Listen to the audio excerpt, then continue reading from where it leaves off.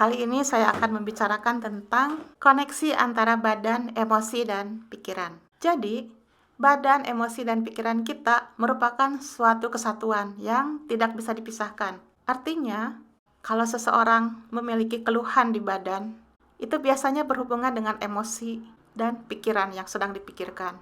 Sehingga dalam mengobati suatu keluhan badan, kita perlu memperhatikan pula kondisi emosi serta beban pikiran apa yang dirasakan oleh seseorang tersebut. Sehingga nanti hasil pengobatannya akan sangat optimal. Nah, ini ada suatu contoh tentang kondisi badan yang mengeluh pusing, sakit kepala, kadang leher tegang, dan ketika diukur tekanan darahnya sangat tinggi. Nah, kondisi badan seperti ini biasanya berhubungan dengan emosi yang sedang dirasakan. Misalnya, ada kemarahan atau kecemasan, dan juga banyak pikiran. Dan ini saling kait-mengait. Jadi, seandainya emosinya tidak terkendali dengan baik, pikirannya juga tidak diatasi dengan baik, itu semua akan membuat tekanan darah tingginya sulit terkendali dan kondisi badannya tidak tersembuhkan dengan optimal. Kali ini kita akan membicarakan tentang kondisi badan yang berhubungan dengan tekanan darah. Tekanan darah itu kita klasifikasikan atas normal, prehipertensi, hipertensi stadium 1, dan stadium 2. Nah, yang normal itu kurang dari 120 per kurang dari 80. Yang prehipertensi itu 120 sampai 139 per 80 sampai 89.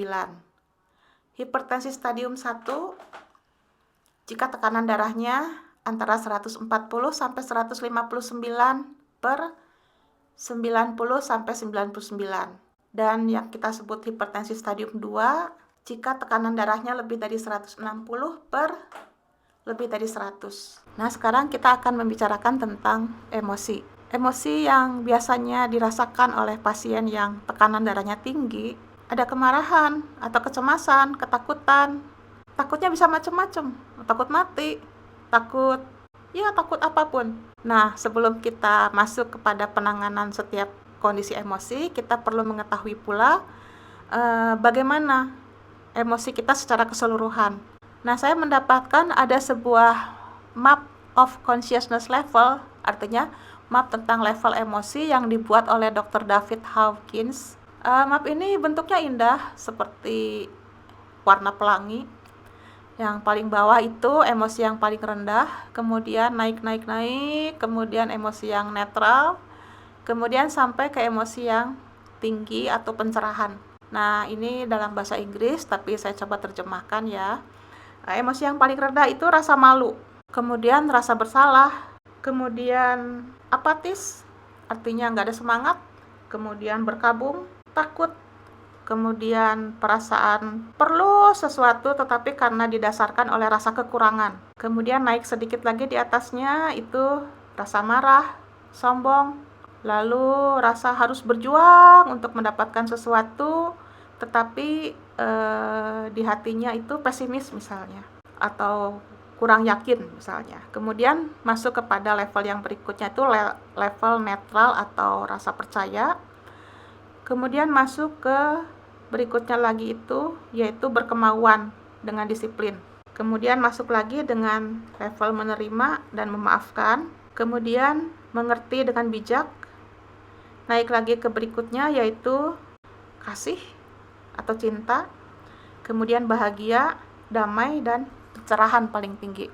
Nah, selain gambar ini ada juga yang disebut dengan feeling wheel atau roda perasaan. Nah, roda perasaan ini kita kan dalam kehidupan itu kan perasaan kita berganti-ganti ya. Kadang kita senang, kadang kita gembira, kadang kita sedih, kadang kita kesel, kecewa, dan lain-lain. Ini ada map juga, tapi ini dalam bahasa Inggris.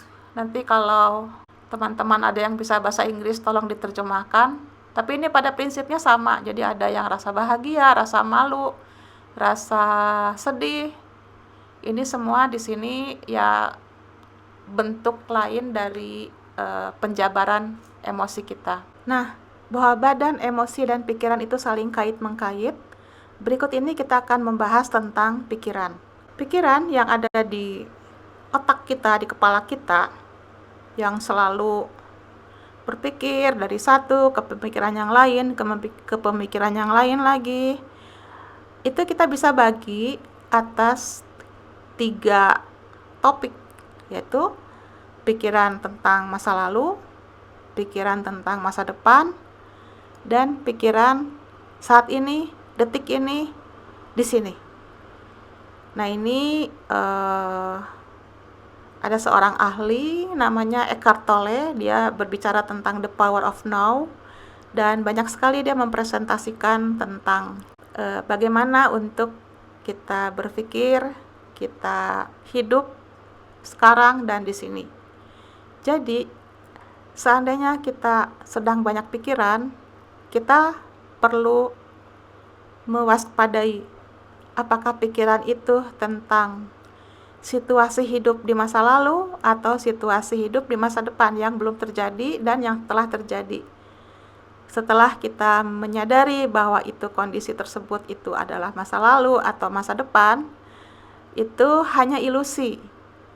Kita harus kembali berusaha sedemikian rupa untuk mengatur pikiran kita untuk hidup saat ini dan di sini.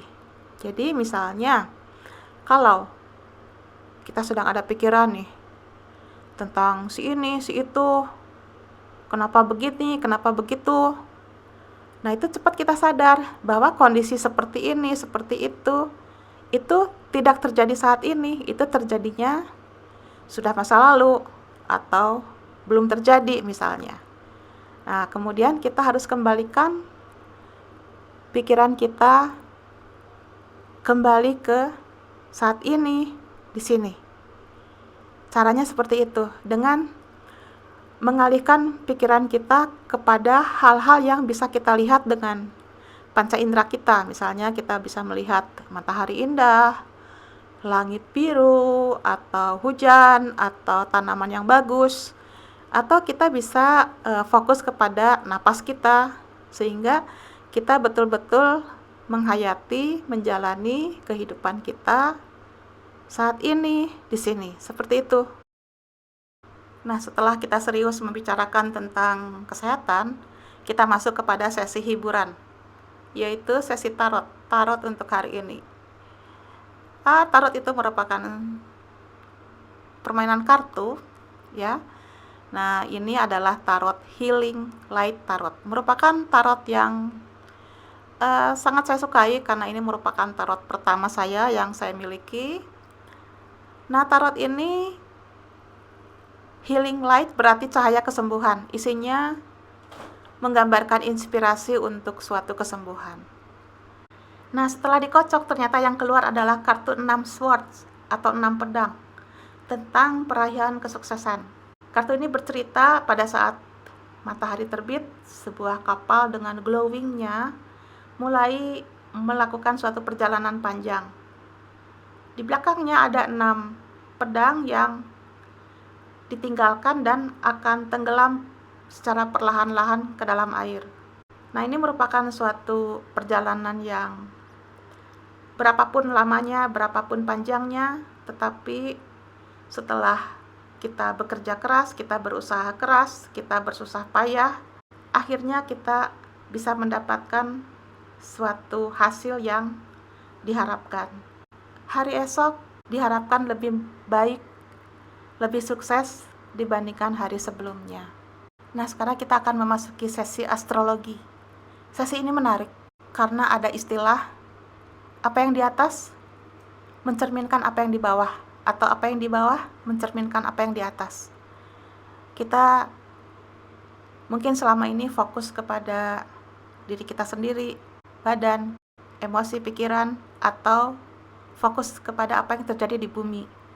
Tetapi apa yang terjadi di atas, ada matahari dengan planet-planetnya, ada bintang-bintang, itu pun mempengaruhi kehidupan di bumi ini karena antara bumi dengan planet-planet yang lain, bintang-bintang yang lain, itu merupakan suatu kesatuan alam semesta. Ada sesuatu yang sangat menarik hari ini, 12 April 2023, yaitu terjadi conjunction antara planet Jupiter dan Matahari tepat pada posisi Aries 21 derajat 45 menit, di mana planet Jupiter yang dikenal sebagai planet keberuntungan akan berkoneksi tepat dengan inti atau hati Matahari. Ini yang disebut Kasimi. Mereka akan saling memberikan energi terbaiknya, dan ini akan sangat baik energinya untuk kita memulai sesuatu. Karena itu, saya memilih hari ini untuk memulai channel Healing Passion saya. Semoga bermanfaat bagi banyak orang. Demikian untuk hari ini. Salam sehat dan terima kasih.